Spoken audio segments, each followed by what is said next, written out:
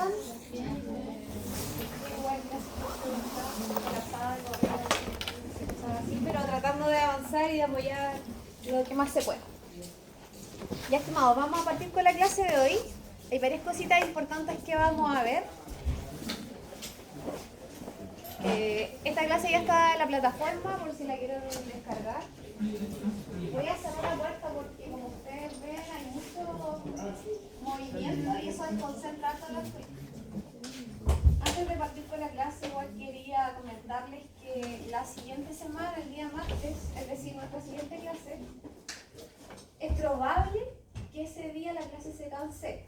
Ya, porque me pidieron estar en una reunión con el vicedecano que viene de Santiago y no quiero dejarle las clases grabadas porque para mí es importante como resolver en el momento la duda de los estudiantes y además es un curso empírico igual, ¿sí? Así que es probable que se suspenda la clase. Ante cualquier eventualidad yo le voy a estar informando por la misma plataforma, ¿ok? Ya, dicho eso, comenzamos entonces con el contenido de la clase de hoy. Hoy día vamos a hablar sobre propiedades físico-químicas y actividad biológica. Antes de eso es importante recordar lo que vimos en la clase anterior. Aquí tengo dos moléculas. La pregunta es, en esta primera molécula que está a la izquierda, ¿cuántos grupos funcionales hay? Y el nombre de los grupos funcionales. Este, por ejemplo, ácido carboxílico, fácil, ¿cierto? Identificable. Este de aquí, amina. ¿Qué tipo de amina es? Secundaria. Ya, ok. Y tenemos esto de aquí que son cloro, halógenos, además de los anillos aromáticos. Pregunta. ¿Este grupo ácido carboxílico se puede ionizar? ¿Sí o no? Sí, sí. ¿Qué hace? ¿Capta protón o libera protón? Libera protón. Libera protón. Ese de ahí. Características ácidas. Siguiente pregunta. Este de aquí, esta amina secundaria que está entre los dos anillos aromáticos, ¿se puede ionizar? La verdad es que la mayoría de las aminas secundarias, que son parte de cadenas alquílicas, sí tienen un alto poder ionizable. ¿Qué quiere decir eso? Que, por ejemplo, si yo tengo una molécula, pero si tengo una amina de una cadena alquílica, ¿qué quiere decir eso? Por ejemplo, nitrógeno,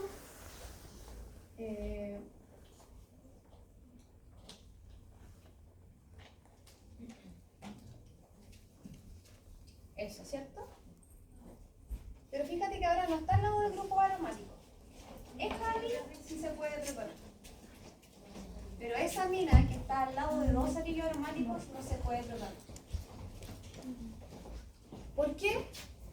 Las bases funcionan, generalmente los nitrógenos tienen un par de electrones disponibles.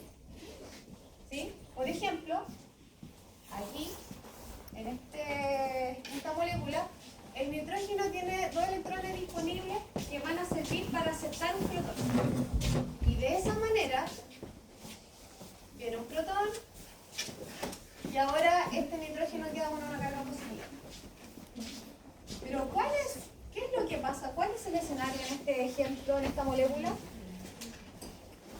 ¿Qué hacen esos anillos aromáticos? Los anillos aromáticos laterales a esa amina secundaria le roban densidad electrónica. Por eso, ahora el nitrógeno no va a tener tan disponibles esos electrones para poder ionizarse. ¿Sí? Entonces, ustedes pueden ver que dependiendo del contexto molecular, no siempre un grupo puede ionizarse tan fácil. ¿Sí? Esto complejiza un poquito el escenario. Ahora, en el material complementario que yo les subí, está la amina secundaria rodeada de anillos aromáticos. ¿Ya? Ahí sale como grupo neutro. Eso para que lo tengan presente y que también lo puedan revisar después para reforzar el contenido. Vamos con el análisis de la siguiente molécula, la que está a la derecha. ¿Cómo se llama este grupo que estoy destacando?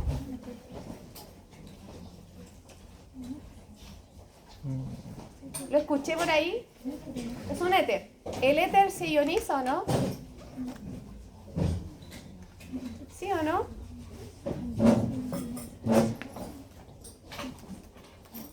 El éter es un grupo neutro, no se ioniza, no es ácido ni base.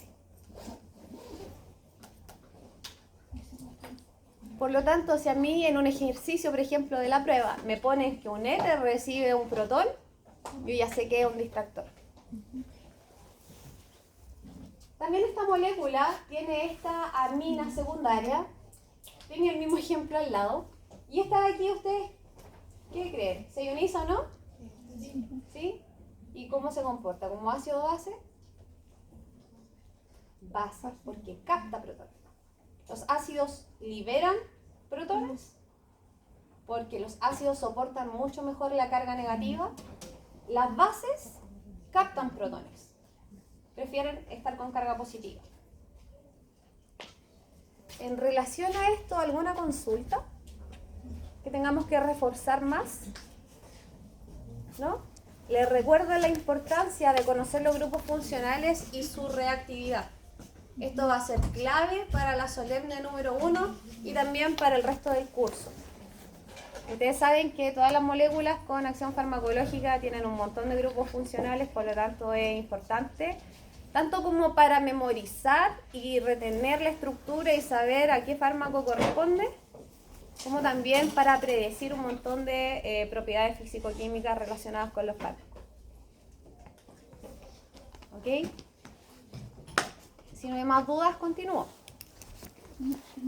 En esta diapositiva hay un resumen de lo que se dio en la clase anterior. Vimos algunos conceptos básicos como la biodisponibilidad, que recuerden que es la velocidad y la concentración de un principio activo que llega a circulación. Hablamos sobre el desarrollo de los nuevos fármacos, sobre las etapas, las estrategias que se realizan para poder identificar. También sobre distintas clasificaciones de fármacos, entre las más nuevas el mecanismo de acción molecular. Esta la vamos a ver harto. También la clasificación farmacológica. Y por último, en esa misma diapositiva hablamos sobre la forma de nombrar los fármacos. Entre todas estas, la más importante y que vamos a utilizar en este curso es DCI, Denominación Común Internacional. ¿Sí? Ya. Entonces partimos con el contenido de la clase de hoy, en donde hablamos sobre estas propiedades físico-químicas. Ustedes ya saben que en general el estudio de los fármacos lo podemos dividir en 3 grandes áreas. La primera, farmacéutica, que tiene que ver con la vía de administración. Hay una gran diversidad de vías de administración, oral, rectal, sublingual, etcétera, todas las que están ahí. Y nos da lo mismo qué vía de administración voy a utilizar para un fármaco. No es que a las personas se le ocurre y digan, paracetamol ya, y tranquilo. No es como al azar, sino que esto va a depender de las propiedades físico-químicas de los fármacos. Por eso la importancia en su estructura. Llamamos la fase farmacéutica a la vía de administración. Luego viene la fase farmacocinética, que en el fondo una definición simple de lo que esta es lo que le hace el cuerpo al fármaco. Y aquí hablamos sobre la absorción, distribución, metabolización, eliminación, entre otros. Y por último tenemos la farmacodinámica, algo muy relevante para este curso de química farmacéutica, porque vamos a entender cómo la estructura de un fármaco es relevante para establecer una interacción química con su diana molecular. ¿Ya? En otras palabras, o palabras más simples, la farmacodinámica vendría a corresponder a lo que el fármaco le hace al organismo. Porque una vez que el fármaco se une al receptor, va a desencadenar una respuesta biológica y el efecto terapéutico que estamos buscando. En esta tabla entonces hacemos como un enfoque o hablamos un poquito más sobre las distintas vías de administración. La que está más arriba es la intravenosa, que se dice que esta vía no tiene el paso de absorción porque se inyecta directamente en el sistema circulatorio. Por lo tanto, se ahorra la etapa de absorción. ¿Sí? No todos los fármacos se van a administrar por esa vía. Ahora este EF representa la biodisponibilidad, cuyo concepto siempre, ¿cierto? Lo acabamos de recordar. Y si yo digo que un fármaco está en su totalidad en la circulación, yo digo que el F es cercano a 1 o es igual a 1, ¿ya? Vendría a corresponder al 100%. En los valores de F nos movemos entre 0 y entre 1, ¿sí? Por ejemplo, si la mitad del fármaco se absorbiera, hablaríamos del 50%, por lo tanto el F vendría a corresponder a 0,5. ¿Ya? Ese es como los valores que puede tomar. Ahora, aquí hay algunas condiciones, ¿cierto? Características, porque se utiliza, por ejemplo, la administración intravenosa podría utilizarse para casos de emergencia. Este permite tener un control muy fino de la dosis que se le tiene que administrar al paciente y por lo general igual son moléculas de alto peso molecular, ¿ya? Entonces, alguna enzima producida en algún animal que sea necesaria administrar a las personas podría requerir de la administración intravenosa. Luego más abajo se destacan las características de otras vías de administración. Y aquí voy a agrupar la subcutánea con la intramuscular. ¿Por qué? Porque en términos de biodisponibilidad se parecen bastante. Fíjense que la biodisponibilidad de ambas vías de administración está entre 0,75 y 1. Eso quiere decir que por estas vías de administración, entre el 75% y el 100% del fármaco va a llegar a la circulación. ¿Sí? ¿Me explico? Entonces, ahora, ¿por qué este F no alcanza el 100% como la vía intravenosa? ¿Por qué está limitado a entre 75 a 100%? ¿Por qué creen ustedes? ¿Por qué un fármaco inyectado intramuscular no podría llegar, en la mayoría de los casos, a estar en un 100% en circulación? ¿Qué es lo que tiene que ocurrir para que llegue a circulación?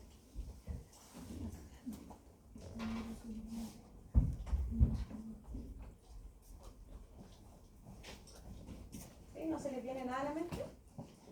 Esto tendría que ver con la absorción. Y si yo hablo de absorción, ¿qué características tiene que tener el fármaco para poder llegar a circulación? Esa idea la podemos desarrollar un poquito más adelante, pero lo que tiene que haber es una liposolubilidad suficiente para poder atravesar las membranas biológicas. Más abajo está la ingestión oral. Y este caso lo dejé al final porque, como ustedes pueden ver, el porcentaje de absorción es muy variado. Puede absorberse desde un 5 a menos de un 100% del fármaco, ¿sí? Es decir, puede que un fármaco alcance el 50, otro que alcance el 40. Un mismo principio activo en dos individuos diferentes, uno puede llegar al 30% de circulación, el otro puede llegar a 20%. ¿Y por qué es tan variable? Porque depende de varias cosas. Depende de su liposolubilidad o hidrosolubilidad. Va a depender de la capacidad entonces de absorberse, de atravesar las membranas biológicas. Va a depender también de cómo es su ionización en distintos pH del sistema gastrointestinal. Va a depender de qué comió la persona ese día también. Entonces hay muchos factores. Si a ustedes le dijeran, hay un fármaco que tenemos que administrar a un paciente y tenemos que regular muy bien la dosis que va a llegar a circulación, ¿cuáles de estas elegirían?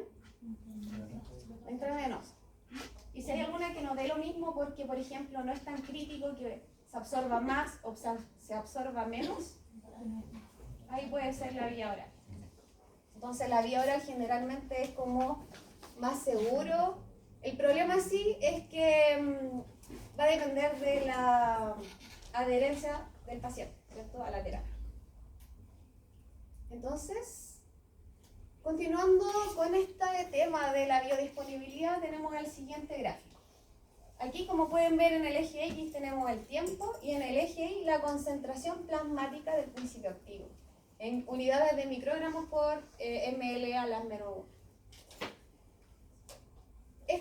azul va representando distintas cosas, pero en una primera instancia vamos a tener, ¿cierto?, que no hay fármaco en circulación. Luego de eso, como no se llega a 100, sabemos que la administración de este fármaco que se está representando puede ser por vía intramuscular, oral, ¿cierto?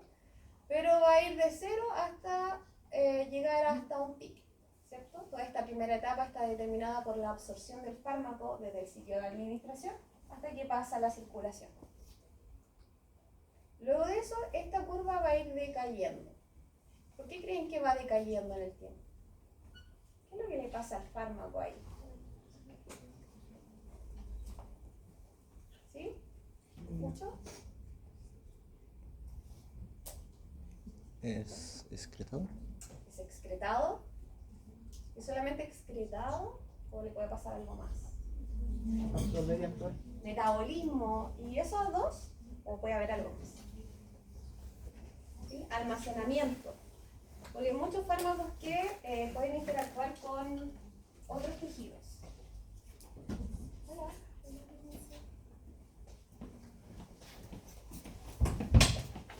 Por eso entonces, por todas esas características, la concentración del fármaco va a disminuir en circulación. Entonces, conocer la estructura de los fármacos es fundamental porque ayuda a predecir un poco el comportamiento y la biodisponibilidad del fármaco. En este mismo gráfico hay ciertos puntos que se destacan, que seguramente lo van a conversar también en otros cursos o ya lo conocen.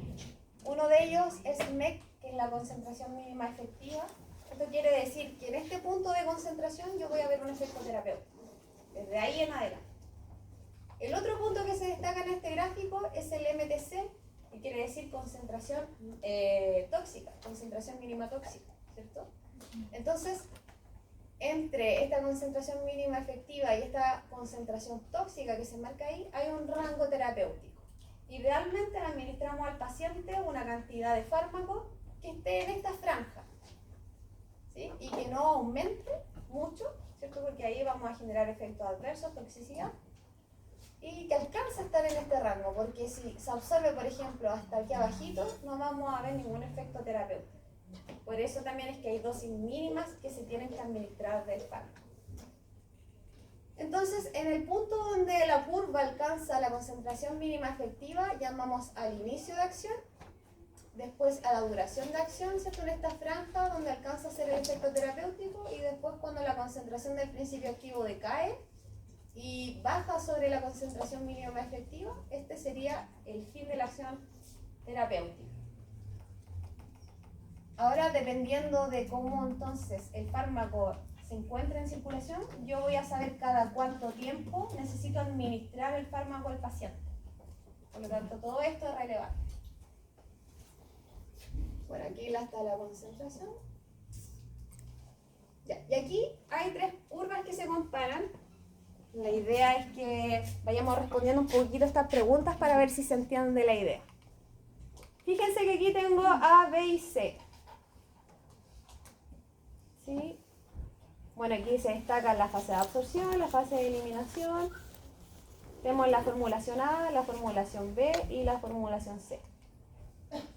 ¿Qué formulación se absorbe más rápidamente? La A. ¿Cuál tendría el inicio de acción más rápido? A. ¿Cuál tendría mayor duración de acción? B.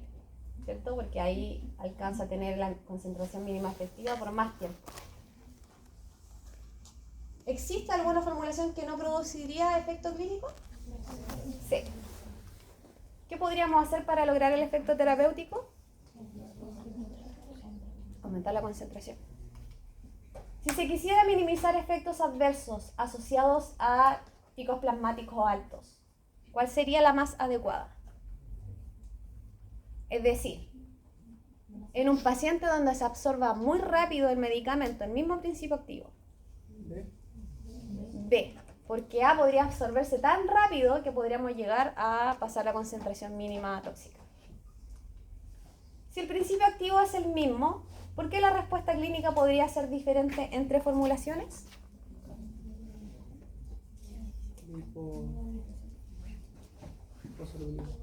Ahí tiene que ver, ¿cierto?, como la estabilidad del fármaco, si este se puede ionizar o no, cómo es la formulación, etc.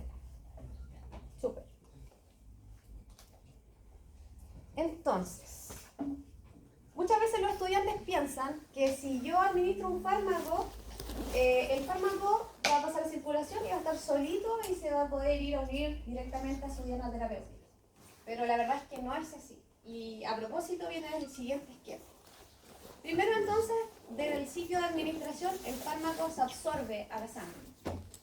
Entonces tenemos fármaco libre, es decir, fármaco que no está unido a nada.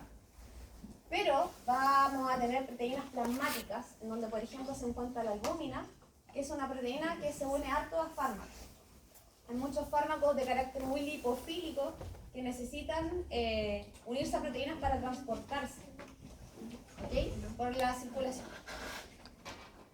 Entonces, vamos a tener una parte del fármaco que va a estar unido a proteína, pero aquel fármaco que está libre va a poder ir a unirse al sitio de acción que va a generar un efecto terapéutico.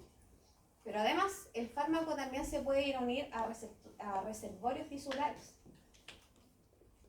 También se puede unir con otro tipo de proteínas que va a generar otro efecto biológico.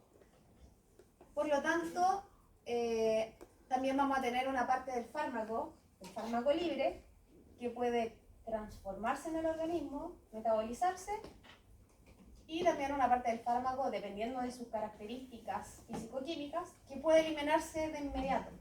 Puede haber fármaco que entra a circulación y se elimina inmediatamente, sin lograr ir a unirse a su sitio de acción terapéutico. Por lo tanto, muchas veces, y si puedo volver atrás, ¿por qué estas concentraciones bajitas aquí no hacen un efecto biológico y necesitamos una cantidad mínima efectiva? Es porque el fármaco que llega a circulación se va diluyendo en el organismo. Esa es la respuesta. Y para comenzar a entender cómo las propiedades físico-químicas y la estructura es relevante para todo esto, para todo este proceso de absorción y de alcanzar la circulación, es importante hablar sobre la membrana biológica. Ustedes bien recuerdan que las membranas biológicas son una capa lipídica, ¿cierto?, que tiene carácter lipofílico, es decir, que es afín por moléculas liposolubles. También tenemos varios tipos de proteínas unidos a membrana, ya sean receptores, ya sean transportadores, etc. Muchos tipos de células tienen distintos componentes en sus membranas. Hay membranas que son más fluidas, hay membranas que son más rígidas. Seguramente eso también lo vieron en biología celular. ¿Ya? Pero simplemente para recordar cómo es la membrana. Nosotros nos podemos preguntar cómo es que los fármacos pueden atravesar la membrana biológica para poder llegar a la circulación. Y aquí es importante recordar ciertas cosas, como por ejemplo, cómo se da el transporte en las membranas. Hay transporte pasivo. Pasivo, ¿qué quiere decir? Que no gasta energía, no gasta ATP, por lo tanto, este transporte pasivo puede ser ya sea por difusión simple, puede ser por difusión facilitada, en donde hayan canales donde las moléculas puedan atravesar sin gasto de energía, porque va desde donde hay más hacia donde hay menos. ¿Sí? En muchos fármacos, como se destaca aquí en la diapositiva, la difusión pasiva es muy frecuente. Y esta difusión pasiva necesariamente, aquí estoy destacando al centro, necesariamente necesita que el fármaco no tenga carga asociada. ¿Sí? Es decir, que no esté ionizado. Por lo tanto, se tienen que cumplir condiciones para que el fármaco no esté en su mayoría ionizado y que pueda atravesar la membrana libremente. También podemos tener difusión facilitada, por ejemplo, si los fármacos se parecen a moléculas biológicas. Recuerden que los canales que hay, estas proteínas que pueden abrir un poro en la membrana, generalmente son para moléculas biológicas, pero muchos fármacos también pueden atravesar. Esas son las dos principales formas de atravesar las membranas biológicas que tienen los fármacos. Y cuando el fármaco llega a circulación, puede llegar a un sitio de acción. Este sitio de acción puede ser de una proteína intracelular o bien de receptores que estén en la membrana biológica, entre otros, ¿sí? Pero, por ejemplo, en el tipo de receptores, a los receptores que se va a unir, y lo vamos a ver durante el transcurso de la asignatura, hay receptores de todo tipo. Hay receptores que son de canales iónicos, hay receptores que son metabotrópicos, es decir, que están acoplados a proteína G, y hay receptores que, por ejemplo, tienen características enzimáticas, es decir, que cuando se une su ligando, generan una cascada de señalización por fosforilación hacia los dominios intracelulares. ¿Ya? Por lo tanto, todos estos tres tienen sus características y cuando ustedes estudien los distintos grupos farmacológicos deben saber a qué tipo de receptor se van a unir. Otro tipo de fármaco puede difundir hacia el intracelular y unirse a receptores que están dentro. Por supuesto que las moléculas que hacen eso, ¿qué características tienen que tener? Aquellas que llega y pasan, ¿cierto? Como Pedro por su casa, lipofílica. Como la vitamina D, por ejemplo. Entonces, también aquí está el concepto de potencia. Este concepto también un poco vale la pena entender a qué se refiere. ¿Alguien me puede dar la definición de lo que es la potencia? ¿No se acuerdan? En este gráfico yo tengo en el eje X la concentración y en el eje Y voy a tener el efecto terapéutico. Hay fármacos con los que yo puedo tener, por ejemplo, 100%. Voy a tener el caso A, donde voy a tener un efecto terapéutico de esta manera. Voy a buscar otro por aquí. Y voy a tener otra molécula que puede, por ejemplo, ser del mismo grupo farmacológico, pero otro principio activo que pueda ser de esta manera.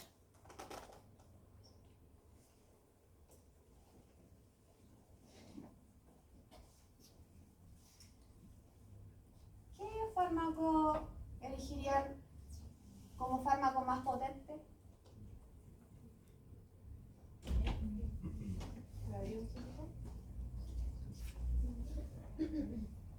¿Es mejor el A o es mejor el B? ¿El qué? Mejor el B. Como dicen que el A, otros dicen que el B. Bueno, depende igual, ¿cierto? Pero ¿cuál sería más potente? El A. El B. Porque el efecto terapéutico es llegar al mismo, por ejemplo, aquí uno puede marcar para poder comparar, aquí al 50% la potencia es más alta en B, porque con una menor concentración yo alcanzo un mismo efecto terapéutico. ¿Sí? En cambio, con A yo necesito mayor concentración para lograr el mismo efecto terapéutico. ¿Sí? Ahí. Lo imaginamos. Entonces la potencia tiene que ver con la concentración y el efecto terapéutico que se logra. Dependiendo del caso, a veces va a ser mucho mejor A o a veces mucho mejor B. Esto depende de las características clínicas de los pacientes. Pero yo no saco nada, por ejemplo, con A, si voy a lograr un 100% del efecto terapéutico, pero tengo que darle 1 kilo de fármaco al paciente. Ya. Continuando con la diapositiva, entonces, nosotros queremos que un fármaco logre una respuesta biológica, un efecto terapéutico. Para eso tenemos que saber que el fármaco tiene que llegar a circulación. La parte importante de que el fármaco pueda realizar entonces el efecto biológico es que se pueda absorber, por ejemplo, que esté el suficiente tiempo también, que pueda alcanzar una concentración mínima efectiva. Y todas estas etapas de liberación, absorción, distribución, metabolismo y excreción son relevantes para la biodisponibilidad. Y las propiedades físico-químicas que vamos a ver a continuación son determinantes para entender cómo la estructura puede afectar en la distribución, en el metabolismo, en la excreción, etc. Dentro de estas propiedades físico-químicas seguramente ya lo habíamos conversado, la solubilidad, si es más liposoluble, si es más hidrosoluble. Tenemos también el grado de ionización, el pK/A. Este es un concepto que he notado que es un poco difícil de entender para muchos estudiantes. Y si bien se viene conversando o lo vienen viendo desde probablemente química general, es fundamental entenderlo en este curso. ¿Ya? Otro es el coeficiente de partición, que está relacionado con la solubilidad. El coeficiente de partición es un índice que nos dice si es más liposoluble un fármaco o si es más hidrosoluble. Y por último tenemos el tamaño de la partícula. Porque no da lo mismo tener una molécula gigante que quiera atravesar la membrana lipídica a tener una molécula pequeñita. Por supuesto que las moléculas que tienen menor tamaño van a poder difundir mejor entre las membranas. De hecho, ahí lo destaca la diapositiva. La solubilidad en agua, muchos estudiantes piensan que ya no es tan importante. Lo más importante puede ser que sea liposoluble, pero la solubilidad en agua es importante. De hecho, muchos fármacos que son muy liposolubles, que son, por ejemplo, tienen una liposolubilidad muy alta, no pueden administrarse por vía oral. ¿Por qué? Porque el fármaco primero necesita disolverse en agua y luego de eso atravesar la membrana biológica. Por lo tanto, tenemos que lograr un equilibrio entre la hidrosolubilidad y la liposolubilidad.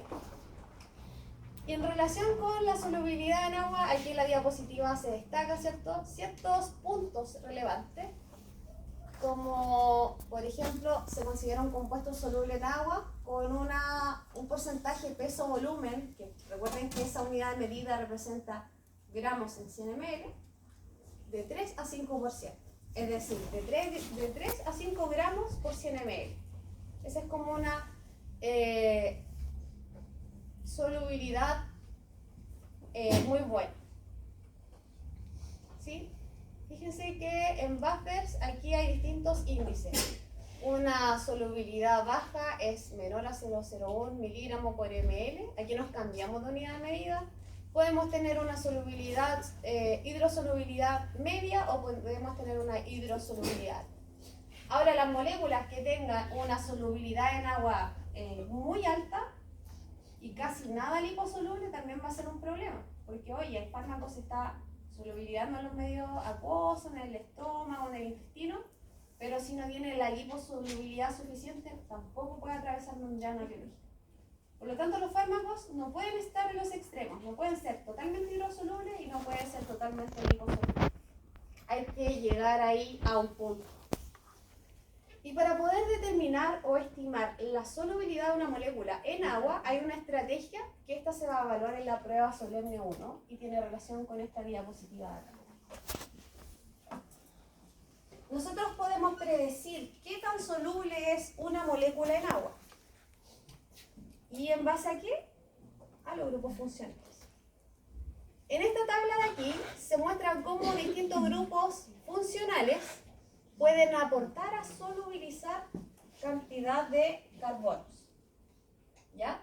Y aquí hay tres columnas. Una que muestra o destaca el grupo funcional, otra que habla sobre monofunción y otro polifuncional. Monofuncional se refiere a que tiene un grupo funcional. Entonces, por ejemplo, esta misma molécula de aquí, ¿es mono o polifuncional? Monofuncional, porque tiene uno. El problema es que la mayoría de los fármacos son polifuncionales. Por lo tanto, ustedes tienen que poder distinguir los grupos funcionales de una molécula. En el ejemplo de aquí, se muestra esta molécula que tiene en total 21 carbonos. Ahí lo dice, 21 carbonos. Nosotros podemos estimar cuántos carbonos pueden ser solubilizados por estos grupos. Este grupo de aquí es una arilamina, una amina, en este caso lo toman como amina. Esta solubiliza en una molécula polifuncional 3 carbonos. Por esa razón, podríamos anotar 3. Sí, ahí lo dice la diapositiva, pero lo vamos anotando también. Tenemos por acá otra amina, por lo tanto, sabemos que otros 3. Y en el lado de acá puede estar no tan explícito, pero aquí tenemos un éster. ¿Sí? ¿Lo pueden ver? ¿Lo dibujo? Eso de ahí sería esto. El carbono, el doble enlace oxígeno, oxígeno, y después continúa con CH2, CH3. ¿Sí? Entonces eso de ahí es un éster. ¿Y el éster cuánto puede solubilizar? Ahí está, 3. No confundir éster con éter, porque puede pasarle en la prueba, que no se acuerdan bien cómo se llamaba el grupo, y ahí el tipo, la cantidad de carbonos que solubiliza distinta. Entonces, el éster me dijeron que 3. 3 por 3, 9. La molécula tiene 21 carbonos, pero solamente los grupos funcionales solubilizan 9. Como la cantidad de carbonos es mayor que la cantidad de carbonos solubilizados, se considera que la molécula es insoluble en agua. ¿Cuándo una molécula entonces sería soluble en agua?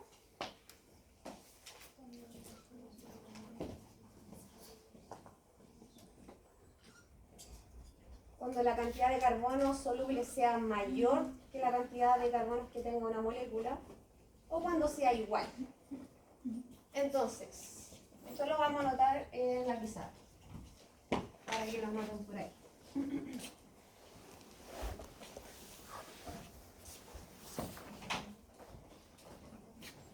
Carbonos de la molécula, y aquí carbonos solubles. Si son iguales, esto es soluble. Iguales o la cantidad de carbonos solubles sea mayor. ¿Sí? ¿Se entiende ese símbolo? Que está más grande hacia el soluble. ¿Sí?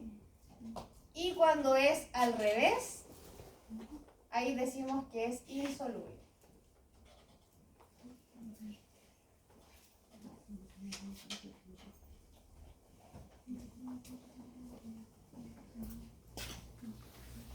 En la siguiente diapositiva tenemos 2 ejemplos y la idea es que lo hagamos ahora. Ya yo les voy a dar unos minutos, por lo tanto hagan el ejercicio porque lo van a tener que hacer en la prueba solemne de ver los grupos funcionales y ver cuántos carbonos solubiliza y decir si son solubles o insolubles. ¿Cómo saqué qué? ¿Los 3 de 3? Amina, amina. Son 2 aminas. Ya, primero esta amina de acá solubiliza 3. Por eso esos 3. Después esta otra amina de acá, también 3, porque sigue siendo una amina. Hay otros 3. Y ahora esto de aquí es esto, un éster. Y el éster solubiliza 3 también. Por eso 3 más 3 más 3. ¿Ya? Ya, chiquillos. Entonces les voy a dar unos minutos. Voy a aprovechar de abrir la puerta para que circule el oxígeno.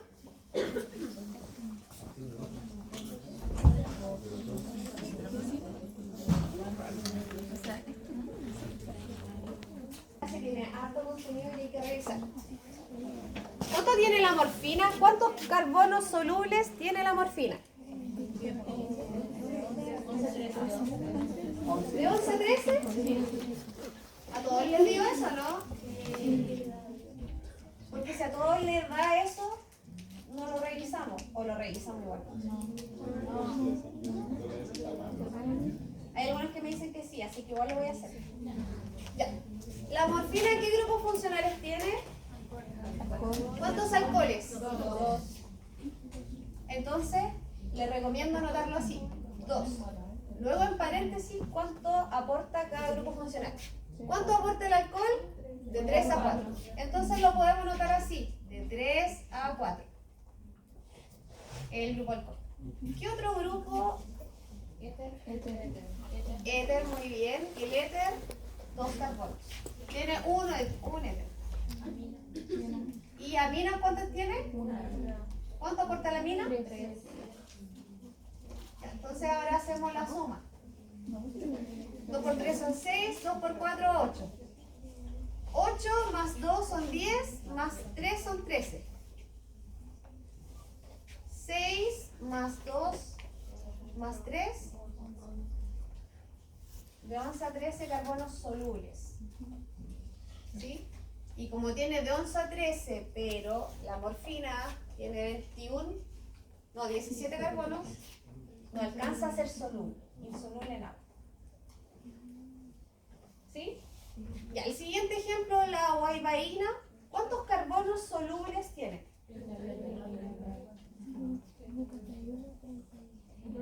De 31 a 39. ¿A todos les da eso? ¿No? Escuché que no. Revisemos. ¿Cuántos grupos? A ver, ¿qué grupos tiene la guaybaína? Éster,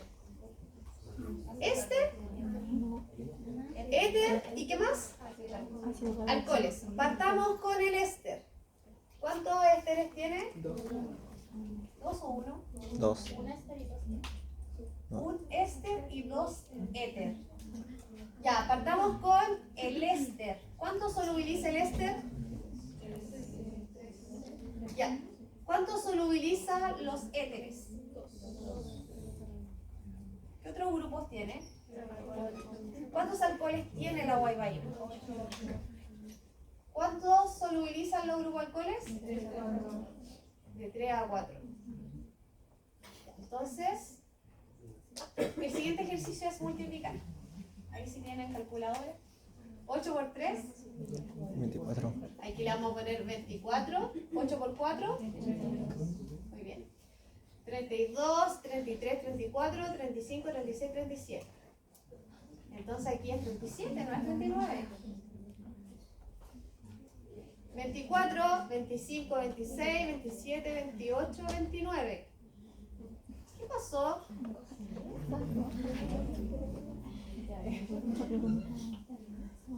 ¿O nos falta algún otro grupo? Yo no lo he verificado. Contémoslo, a ver. Un éster y de alcoholes 1, 2, 3, 4, 5, 6, 7, 8. Ah, son 2. Ah, muchas gracias. Claro, aquí son 4. Lo voy a anotar ahí. Ya, ahora sí. 32, 33, 34, 35, 36, 37, 38, 39. Ahí sí. Y 24, 25, 26, 27, 28, 29, 30, 31. También. Dejemos abierto un ratito. Ya, ¿dudas con esto? Les voy a dejar una tarea. Esta la vamos a revisar al inicio de la siguiente clase. ¿Ya?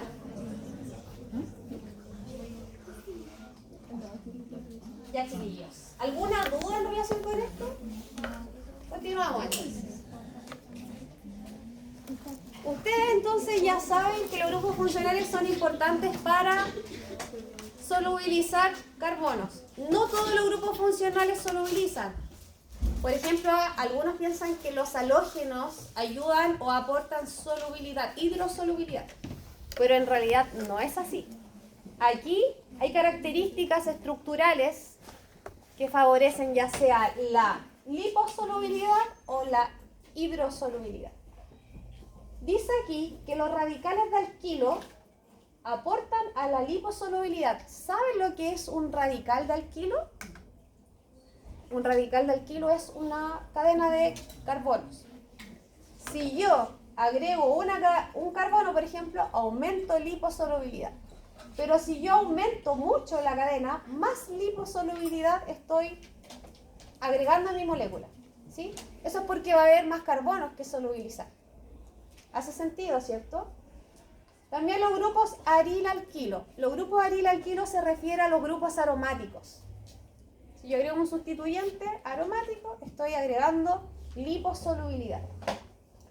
También añadir grupos alquílicos sobre un carbono, un nitrógeno, un oxígeno o un azufre, que en realidad se relaciona con lo anterior. Entonces, por ejemplo, voy a dibujar una molécula.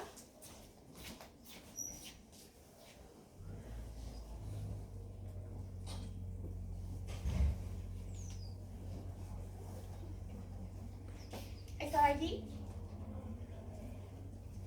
que es una fenilalquilamina. Esta molécula, si yo le agrego otro carbono acá, aumento solubilidad, liposolubilidad.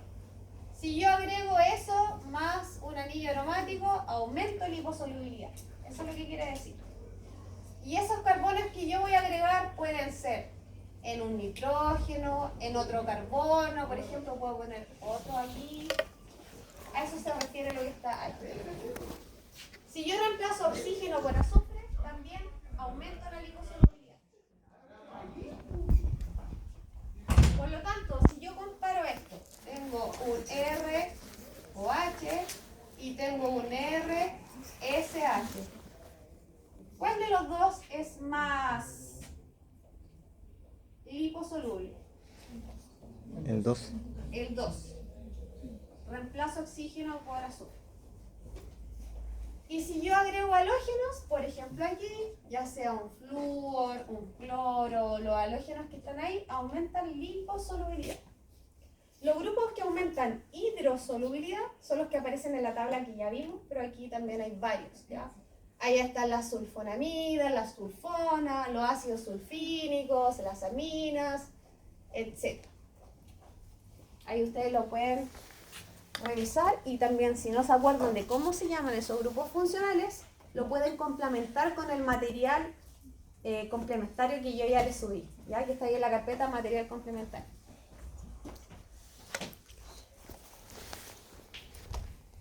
Entonces, continuando con este concepto de la liposolubilidad, tenemos el log-P. El log-P es algo súper importante. Es una característica físico-química que siempre se pregunta en relación a los fármacos. Nos puede ayudar a predecir un poquito de cómo el fármaco se va a absorber, ya sea en vía intestinal, cómo puede atravesar las membranas biológicas, etc. El log-P es un cociente matemático y es una relación matemática de la cantidad del fármaco que se distribuye en dos fases. Aquí arriba tenemos un matraz. Se hacen experimentos en donde en el matraz se le agrega una fase acuosa y una fase orgánica. Luego se agrega el medicamento y esto se homogeneiza. Después uno puede medir dónde se fue el fármaco. Se puede haber ido a la fase orgánica o se puede haber ido a la fase hidrosoluble. Y en base a eso vamos a calcular matemáticamente un P. ¿De dónde viene el log-P entonces? El log-P es simplemente el logaritmo de esa relación matemática. ¿Sí? Y aquí la fase que es orgánica está en el numerador y la fase que es hidrosoluble está en el denominador.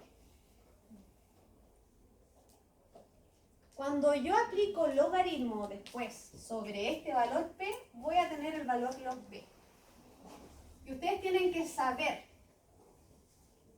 que un fármaco, mirando su log-P, si es más hidrosoluble o si es más liposoluble.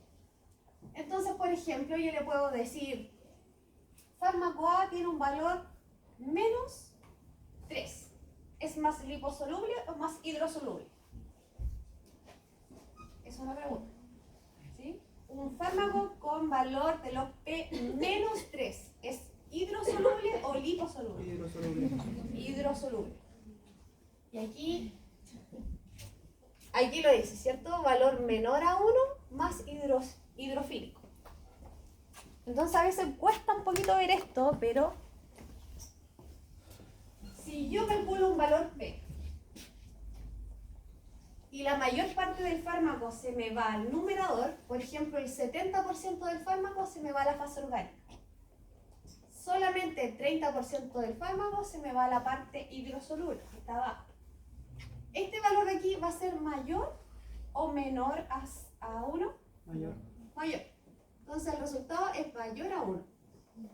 Cuando yo aplico logaritmo sobre un valor mayor a 1, el resultado me va a dar un resultado positivo. Logaritmo de valores superiores a 1 es positivo. Pero si yo tengo ahora otro escenario donde el fármaco se va a ir en un 80%, por ejemplo, a la fase hidrosoluble y en un 20% a la fase orgánica, este valor de aquí va a ser mayor o menor a 1. Menor, porque el que está dividiendo es más grande. Entonces, como esto va a ser menor a 1 y yo después aplico el logaritmo de un valor menor a 1 me va a dar un resultado negativo. ¿Ya? Entonces ustedes simplemente pueden aprenderse esto. Positivo, liposoluble, negativo, hidrosoluble. Pero ahí está un poquito la explicación de dónde viene este cálculo matemático. Ahora el log-P lo que va a hacer es que me va a ayudar a predecir cómo un fármaco puede atravesar la membrana biológica. Y aquí, por ejemplo, lo que se hace es ilustrar que fármacos que se administran por vía oral deben atravesar la membrana biológica. Esto está, entonces, podemos predecir en base a un valor de log-P. Aquí en esta imagen, fíjense que hay varios log-P graficados en el eje X. Vamos de un valor negativo a un valor positivo. Es decir, si yo me fijo en el 0, todo lo que está a la izquierda es hidrosoluble y todo lo que está a la derecha es liposoluble. Por supuesto que los que están al medio van a tener más o menos un equilibrio, ¿sí? La mayoría de los fármacos tienen ciertas características hidrosolubles y liposolubles para poder atravesar bien las membranas biológicas. ¿Sí? De hecho, la mayoría de los fármacos que se comercializan tienen un valor cercano a 0. Y aquellos que son muy negativos, es decir, que son muy hidrosolubles, muchas veces necesitan inyectarse porque no pueden atravesar las membranas biológicas. Esa es la repercusión entonces del log-P, como en un caso más concreto. Así también hay fármacos que tienen un log-P muy positivo, es decir, muy liposoluble, y tampoco se pueden administrar por vía oral, porque primero para que se absorba o atraviesen las membranas biológicas por vía oral, necesita solubilizarse en un medio acuoso para luego absorberse. ¿Sí? Por lo tanto, idealmente la mayoría de los fármacos tienen un valor cercano a 0, ya que va a tener cierta, si bien pueden tener cierta mayor características hidrosolubles, también podrían tener un poco liposoluble. Ahí tienen que lograr tener un equilibrio. Aquí hay una tabla con diferentes log-P de distintos fármacos. Fíjate que hay fármacos muy hidrosolubles, como la metformina, que tiene menos 2.6. Bueno, hay algunos que tienen aún mayor hidrosolubilidad. Hay muchos fármacos que sí pueden adoptar de un valor de 0 a 3, porque estos en realidad se parecen bastante. Tienen buena solubilidad acuosa y también buena permeabilidad. Ahí dice, solubilidad acuosa y permeabilidad moderada, idealmente de valor 1 a 3, porque pueden ser liposolubles e hidrosolubles un poquito también. Y aquellos que ya son mucho más lipofílicos, como la fluoxetina, el diazepam, tienen baja solubilidad acuosa y esto también disminuye su solubilidad en el medio donde estén, ¿cierto? Si es que se administra por vía oral. Esta diapositiva de aquí es solamente de cultura general. ¿Para qué les sirve? Para saber que así como se calcula la solubilidad en agua, también uno podría estimar cuál es el log-P en base a los grupos funcionales.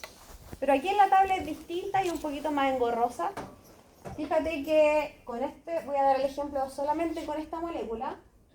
Esta molécula tiene un grupo fenil, tiene un grupo carboxil que está aquí, y los otros carbonos que no se contabilizan en el grupo fenil y en el grupo carboxil sería este carbono, 1, 2, 3, 4, 5, 6.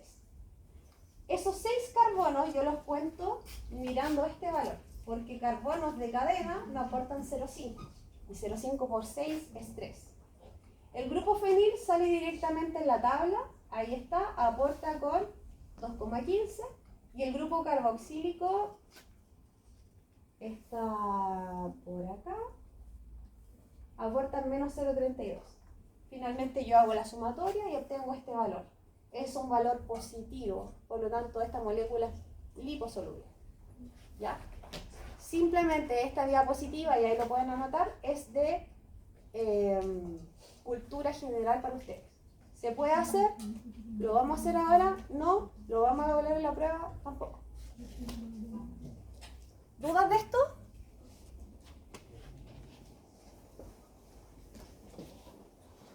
¿Hasta qué hora tenemos clase? Ahí. Ya, chiquillos. ¿Hasta ahora vamos bien o hay alguna duda de lo anterior? Siento que el aire está muy pesado. ¿Sienten sueño?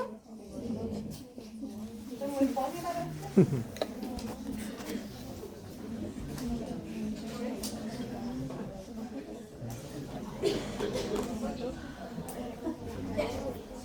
Voy a dejar un poquito abierto. Y ahora viene algo importante. Algo que sí o sí van a tener que saber aplicar en la prueba solemne. Y esto es trabajar con el pKa de una molécula.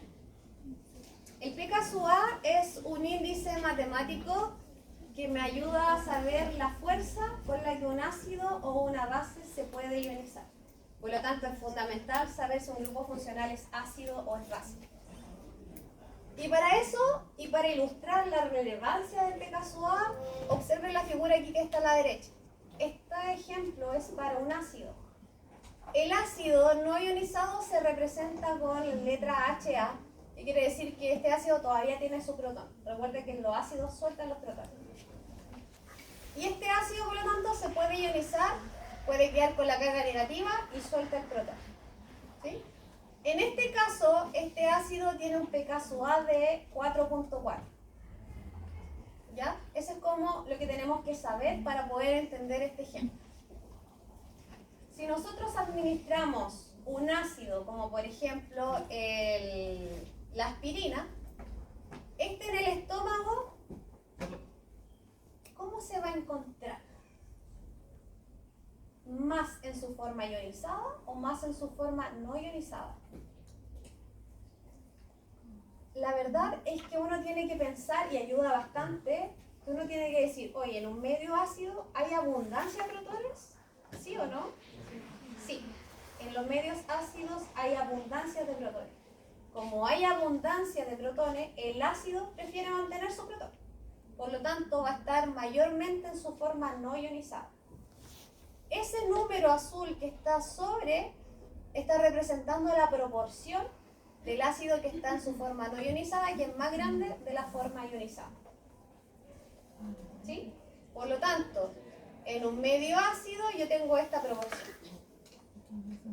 Como ahora el ácido está mayormente en su forma no ionizada, es decir, no tiene carga, puede difundir por la membrana biológica y llegar a circulación. Pero en circulación la situación cambia. Como ahora nuestro pH es de 7.4, ya no vamos a estar en abundancia de protones. Y como no estamos en abundancia de protones, el ácido dice, ok, dono mi protón al medio. Por eso, la mayor parte del ácido está en su forma ionizada en comparación con su forma no ionizada. ¿Sí? ¿Me siguen? Ya. Por lo tanto, es evidente que el pH del medio donde se encuentra el fármaco va a determinar si este fármaco se va a encontrar en su forma ionizada o no ionizada. ¿Sí? Recuerden que el pKa es un índice que nos indica la fuerza, ya sea de un ácido o una base. Pero si yo les digo, chiquillos, pKa de una molécula X que tiene un valor de 8, ¿es ácido, básico o no se sabe?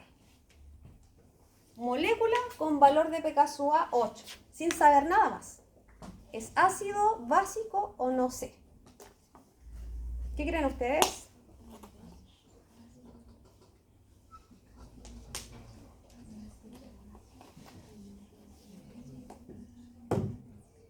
Si yo solamente tengo el pKa de una molécula y no veo su estructura, yo no puedo saber si es un ácido o una base. Porque hay ácidos que tienen pKa de 8 y hay ácidos que tienen pKa de 3. Así como hay bases que tienen pKa de 9 o pKa 2. Por lo tanto, el pKa solamente es un punto que marca la mitad de la forma ionizada y la mitad de la forma no ionizada. Pero yo mirando el pKa no puedo predecir si es un ácido o una base, y soy enfática en esto porque es un error común en los estudiantes. ¿Ok?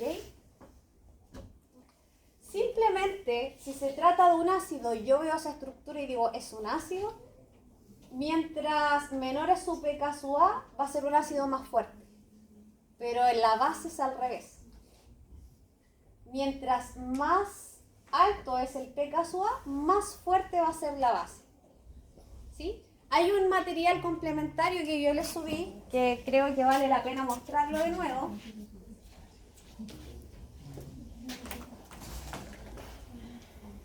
No tengo abierta la plataforma, pero no me demoro nada.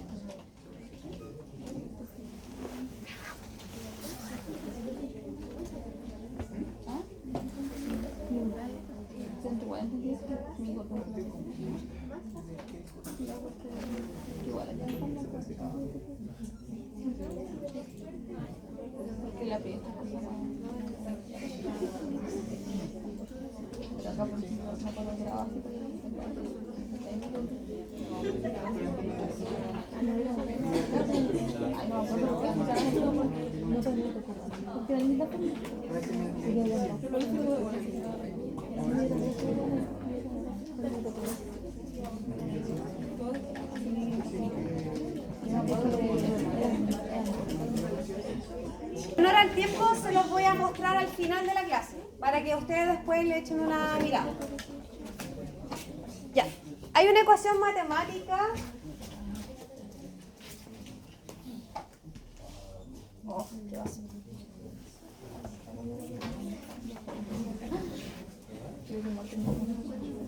Ahora sí. Nos quedan 4 minutos. Chiquillos, hay una ecuación matemática que define la relación entre la forma ionizada y no ionizada. Esta fórmula ustedes ya la conocen, es la ecuación de Henderson-Hasselbalch, ¿cierto? Que en el fondo define la constante de ionización, pero después de esto se puede aplicar logaritmo y reordenar la ecuación para que nos quede de esta manera. ¿Sí? Esta fórmula la pueden utilizar para calcular el porcentaje de ionización de un fármaco, pero la forma más fácil de hacerlo en realidad es con otras fórmulas, que son las fórmulas que están aquí abajito. Ahora, este gráfico de aquí muestra, silencio por favor, este gráfico de aquí muestra cómo nosotros podemos estimar el porcentaje de ionización de un fármaco en relación con su pKa. Si yo tengo un fármaco que tiene un pKa de 3, yo puedo estimar el porcentaje de ionización solamente pensando y sin calcularlo, ¿ya? Porque esto ayuda harto a saber si el resultado que ustedes tienen está correcto o no. Yo puedo poner en mi eje X pKa y aquí escribo pKa. Y este eje va a ser el pH. Si yo tengo un fármaco que tiene un pKa de 3, escribo el pKa ahí. Y digo, ok, en los pHs que sean menores a 3, y si yo hablo de un ácido, voy a estar en abundancia de protones. un ácido en un medio donde hay muchos protones se va a querer ionizar, ¿o no? Si tengo abundancia de protones, ¿necesita el ácido donar su protón o no? No. Es por eso que la mayor parte del ácido, aquí vamos a poner porcentaje no ionizado. La mayor parte del ácido se encuentra en su forma no ionizada. Y a pHs mayores al pKa va a estar disminuido este porcentaje porque la mayor parte del ácido va a estar en su forma ionizada. ¿Se entiende? Si el pKa de un ácido es 3, a pHs mayores a 3, vamos a encontrar el ácido ionizado. Porque hacia la derecha hay menos protones, por lo tanto, el ácido va a soltar su protón. ¿Hace sentido? En la base es al revés. La base, si está en un pKa, por ejemplo, lo voy a explicar para una base y terminamos la clase. Tengo una base que tiene un pKa de 5. La base con un pK de 5 hacia la izquierda va a estar en un medio abundante en protones, por lo tanto va a querer captar o quedarse solito. Va a querer captar protones porque hay abundancia de protones. Por lo tanto, a pHs inferiores, la base está protonada y tiene una carga. Pero a pHs mayores al pKa, donde faltan protones, la base no va a tener qué protón captar, por lo tanto va a estar solita y sin carga. ¿Sí? En base a este mismo gráfico, nosotros podemos guiar el cálculo del pKa. ¿Ok? Con eso vamos a partir la siguiente clase. Ahí tenemos un ejemplo que vamos a calcular en clase. Ya, chiquillos, que estén muy bien. Nos vemos la semana siguiente.